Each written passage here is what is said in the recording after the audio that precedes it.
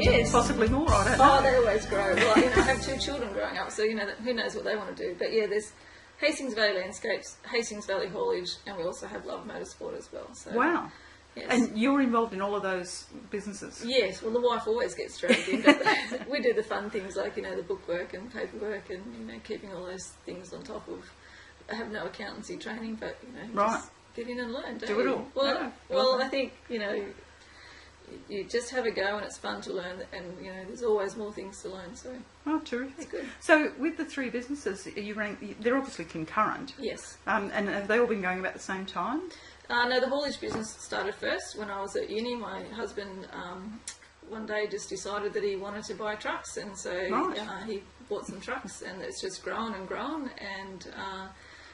And then we were doing bulk haulage into other landscape suppliers, so doing wholesale. And then we had so many trucks, we needed a yard, so then we grew into the 5 acres here at Wauchope, and then the general public just started to come in saying, can we buy some of your product as well, because we're doing to wholesalers. I finished my science degree, so we're sort of fiddling around with different composted materials and what have you, and so we got a pretty good brew that we're pretty happy with. And then the general public, as I said, just started to come in and say, can we have some too? And so that's where the landscape yard grew from. Right. And and now we also Love Motorsport, is part of the motorsport hobby of racing rally cars, machining up different bits and pieces for rally cars, and selling nuts and bolts and what have you for those kind of industrial things. So grew out of a passion by the sound of it. Yes. Excellent. Yes. So most of your business sounds like it's grown from either your interests or from word of mouth kind of activity, people getting to know who you are and what you do. Would that be right? Yeah, so when people talk about finding a niche, and I guess ours developed because the public just said, here's the niche, we're telling you. Yes. Coming in demanding materials at this sort of, buying from the wholesaler sort of to us. And so, the general public just kept coming in, and they still love us, and some days we feel too much love, but we're exhausted at the end of the day, but it's good. And this time of year is spring, so it's great. And it has been really nice. Retail wasn't something that we were previously in, and it's been nice to develop customer relations. Sometimes people just come in for a chat, and we get to hear about their projects, whether they're fixing something up for a wedding, or they're doing it up to sell the house, or they're first home buyers, the young couples coming in and they're renovating something and looking for ideas and what can they do. So it's been really great.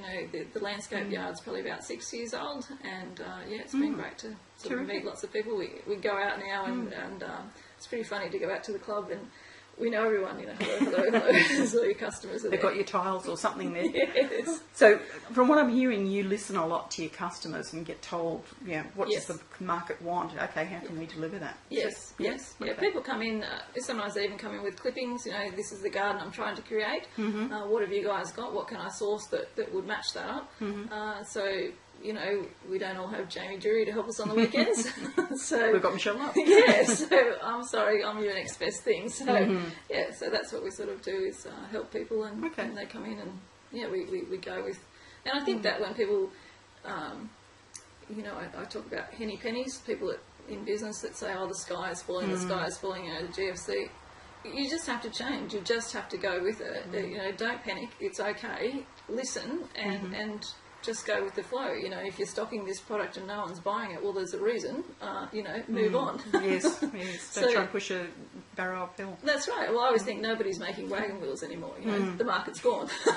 So we just keep going with what people want, and sometimes you source something that nobody has used before, but you can get that product and go, well, look, I think this would be really great.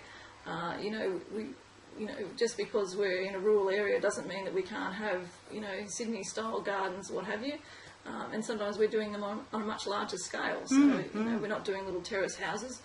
We're doing big scales, and that's part of the haulage business, I guess, links in with the landscape business, because we can do it in bulk and, deliver huge amounts. Commercial contracts, or is it a lot of retail in terms of domestic, residential? We have a bit of everything, yes. Our customer base is, from the mum and dad customers, the builders who want to get in, hurry up, get the deliveries out. I mean, time's money, need to get the job done. And then, as I say, we supply to other landscape yards as well, so we have the wholesale. So, yeah, there's a few different jobs. We don't actually go out and do the landscaping ourselves. We only sell the product. Yes. So we do tell people, here's the easy bit because we've loaded it into your trailer. Right. The hard bit's at home, depending on what you've got to help you. So, yeah, so we supply that market. So it's a bit of a left field question. What's the best thing that's ever happened to you in business? I guess this meeting our customers and having such a close relationship with your customers. You know, when people talk about the different levels of government, you know, federal, state and local, and that local really has direct contact with the people. And I think for me, sorry, that analogy is because it was in local government, but the working with your customers and getting to know your customers so personally has been really nice. You know, do you do much in the way of like keeping records of your customers and keep in touch with them, anything like that? Yeah, we haven't got a lot of, you know, when you do your email newsletters and things like that, we haven't done a lot of those sort of contacts with them, but as I say, they keep coming back to us. Sometimes, you know, when you have like the mum and dad retired customers and they've been for a trip for 3 months, and I had some back just like on the weekend that had been out for 3 months, they come in and they just tell you about their trip. They haven't come in, you know, they'll come back and buy something next week, but they just come in to have a chat and tell you about the trip. So that's been really nice, just to get to know people and, you know, help them with everything and make it as easy as possible, because everyone wants to do the job once, and, you know. Especially those big jobs. Yes. That's personal relationships, really. It has been, yes. That's great. And any tips you'd give other people in the network about, you know, how to stay in business, how to keep smiling, how to work with your husband, perhaps, how to work in a blokey environment? What are the things you found that work for you? I guess part of being a girl, it was interesting when we first started here doing retail things, and I was more in the customer face than I had previously been. And I do dress like this. If I came to work dressed in some other way, they walk straight past me. It is funny when they come in, and if all the guys are out on deliveries and I'm the only one here, and they come in, they go, oh, is there anyone here that can load me? Who's going to drive the loader? That would be me. So it has been, and you just get amused by, you know, some people not expecting that a girl's going to be in that. I guess I come from a farming background where it didn't matter whether you're a bloke, woman, kid, whatever. If there was a job to be done, you just got in and did it. So I guess don't be put off by, you know, people when they treat you differently. You know that you can do it, so just get in and do it, and it doesn't matter. You know, you'll have that in any business, whether you're female or not. But I do find that I have been in very male-dominated areas, and it is funny sometimes, yeah, when they just don't expect that you're going to be able to do it, or you know, or they go. You know, they go past me to our trainee and ask him questions, and I think, well, I know, you know, I'm a girl, but I have got a science degree with a major in botany, so maybe you could ask me, you know.